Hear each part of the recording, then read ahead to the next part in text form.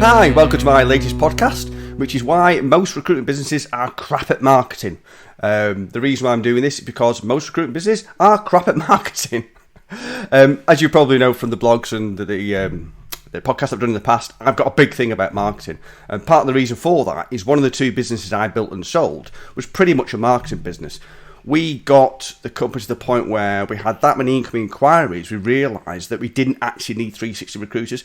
We just needed a handful of closers and the rest of the team will be deliverers. And you can imagine the value that business was worth, because if all you're going to do is find resources, that's a lot easier to find 360 recruiters. So that's where I got converted into why marketing can be transformative to a recruitment business. So with Davidson Gray and the businesses I've helped and support and grow, I've obviously carried that ethos.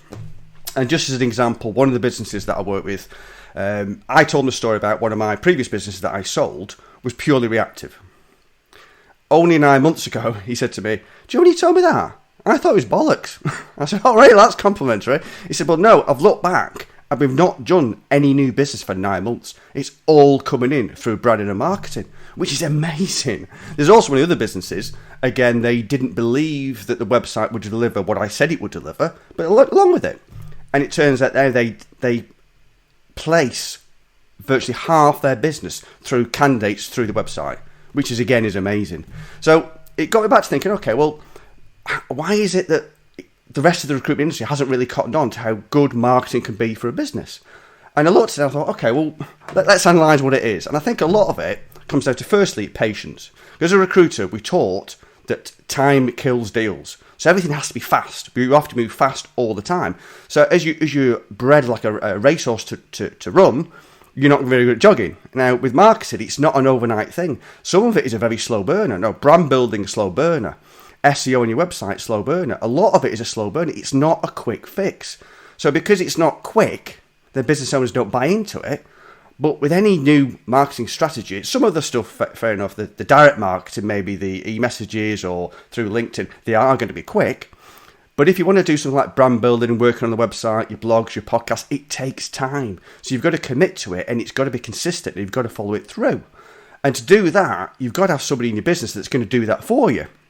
And that leads me on to my second point, is I think a lot of the businesses that aren't very good at marketing is because they haven't actually got anybody that can do the marketing for them. Because marketing is a skill. And I liken it a little bit to the fact that a lot of your clients will think they're good at interviewing because they were interviewed themselves. Well, you get a lot of business owners, recruitment business owners, that think they know marketing because they've seen marketing, they received marketing. And a lot of the tech and the products and the things that recruitment business owners buy are sold through marketing, not direct sales. So they think they know a bit about marketing. So they think, okay, we'll just set up a LinkedIn page and we'll work on that. I'll do that for 2 months, or podcasts or whatever it might be. But because they don't really understand it, it never gets done well. If it doesn't get done well, they think it doesn't work. Well, it's not a case it didn't work. It's the execution didn't work, not necessarily the idea itself. So where does a business owner go that they don't really understand marketing? Well, first of all, what I found is as a business owner, you've got to understand it to a degree to be able to use a marketing agency or have an internal marketing department. You've also got to give them a certain degree of freedom to do it. So trust what they're doing, because I interviewed a lady a long time ago for a marketing role, and she was very good, an excellent marketer. But the results of where she were quite poor. And the reason was the senior managers and the directors would tell her what to do. Do this marketing, do that marketing. And she didn't have the freedom to do it properly. She couldn't choose what she wanted to do. She had people telling her what to do. They didn't know what they were doing when it came to marketing. So you kind of got to trust your marketing people. But on the other hand, you've got to measure everything. You've got to make sure you're getting results. So this is where having a certain degree of understanding of marketing will help.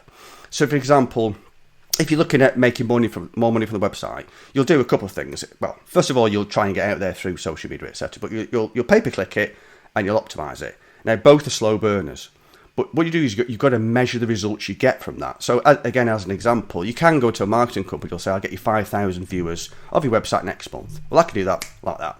Okay, it's not necessarily going to make any more money, though, because people who visit your site, that's a vanity number. What you really want is a sanity number, which is, do you get job applicants and do you get clients ringing it? And that's the thing you really need to measure. And that's the thing that you need to give your marketing company the KPI on. And it's similar with everything that you work on. You've got to drill it back to what actually makes you money and measure the people that are delivering the marketing to make sure that they're actually giving you value for money. But the other thing I think that recruitment business owners struggle with is they kind of don't believe it either. And that, more often than not, is built on the fact that they've been at other recruitment businesses where it's not worked.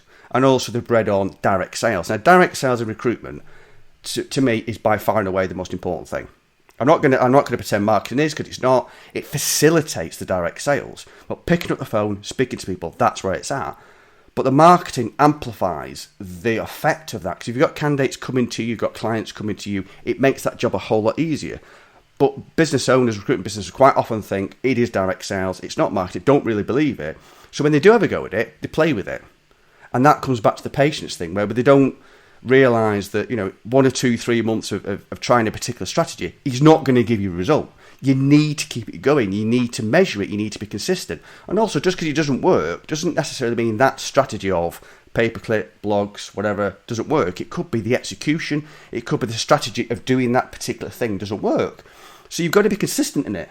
And the thing is, it's the delivery and the execution of the marketing that makes the difference. But overall, it's that belief that marketing can make a difference. And also, I think part of it is the fact that because it's because we are pack animals. Recruitment business owners speak to other recruitment business owners. And because there's very few recruitment companies that get results from marketing, the general consensus is marketing isn't that important. And because of that, recruitment business owners then tend to believe that it doesn't work. They have the odd story of somebody where it works, but they don't really believe it. And it's believing in the marketing. It's committing to the marketing. Because any strategy, you've got to commit to it, and it's got to stick. And you've got to be consistent. And the problem when you're running a recruitment business, especially if it's a smaller recruitment business, you're going to have various distractions. And recruitment consultants tend to be easily distracted. I know, I'm a recruitment consultant, and I'm often not going, oh, shiny, something new. Because it's more interesting than just sticking with something that's a slow burner where you're not going to get a result. Because canvassing a candidate out, you're going to get an interview.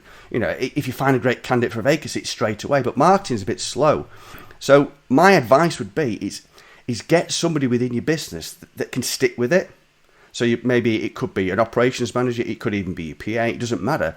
But somebody who's going to stick with the strategy and make sure it carries on and measure it to see if it works. If it doesn't work, try and do it better or try a different strategy. You don't have to do all things at the same time. You don't have to go, right, we're going to do lots of marketing, we're going to do blogs, we're going to do podcasts, we're going to do LinkedIn, we're going to do a website. You could try something that you think might work first. Think about whether candidate attraction is your biggest thing. Is it client attraction that's the biggest thing? Do you want brand building? And now brand building is kind of a bit of a grey area, and people like brand building but don't really know what it is, and that's a bit of a grey area. But I would suggest that you try one particular strategy and get it to have a go, because one thing done well is better than 10 things done badly. So stick with one thing. So give somebody within your business that responsibility to do that one thing. Now, you can use an external marketing agency. I've got to be honest, my experience of that is probably the experience that clients have with the recruiters. There's a lot of shit ones. So you've got to make sure you get the right one. But if it comes back to what I said earlier on, if you measure their results and you tell them you want really good KPIs, then you shouldn't go too far wrong. But when you give them the KPIs, it's got to be drilled back to the most important thing in your business, and that's making bloody money. Marketing has to make you money. Whether it's now, whether it's 6 months, whether it's 5 years, whatever it might be, marketing has to make you money. So you've got to measure it based on the making money. Do you get good candidates? Do you get good clients? Do you get people contacting you rather than you contacting them? When you contact people, you go, oh yes, I've seen you there, therefore I believe that you are good at what you do. Do you get any of that? That is what you've got to know within your marketing results. You've got to find that the business is actually delivering serious cash to your business, but you've got to give it time. But just one other thing, which I've mentioned before, I'll mention it again, this because it's marketing related, is if you are truly building your business to sell, one of the most important things a will-be buyer will want to see is, do you have a strong brand? Do clients come to you? Do candidates come to you? So if you're looking to sell your business, don't think right at the end, go, right, I'm ready to go to market. Oh, quick, we'll strap on some marketing. It doesn't work like that. It takes time. So get it in early. We build the businesses within Davis Gray, or we work with the partners within Davis and Gray to help them build a business as if they want to sell it. We don't advocate selling, that's a different podcast altogether, but we build it as if they want to sell it to get the biggest value if they did want to sell it, but also it's a good strategy to have those things in your business. And a strong brand and marketing is one of those, but it doesn't happen overnight.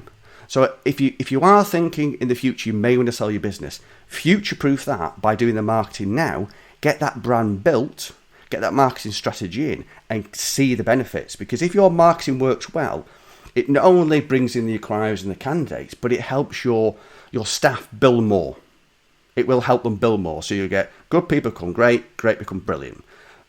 Recruiters want to join your business. Recruiters don't want to leave your business. Marketing is massively important, which is why, or one of the reasons why I'm doing this podcast is I don't really understand why the vast majority of recruitment companies haven't cottoned on how important marketing is because it's important to the growth of the business, but also it's the key to the door to the thing that makes you money. Good recruiters. Attracting good recruiters, keeping good recruiters. And good marketing makes your environment an easy place to make money, and that will help you with both. So I hope you've enjoyed this introduction to marketing as to why most businesses are crap at marketing. I will be doing up some more follow-ups to help you stop being crap. But for the time being, I hope you've enjoyed this. And if you like this, like the YouTube page, put any comments on Spotify or Apple or whatever it might be. Anything like that is nice. I hope you've enjoyed it.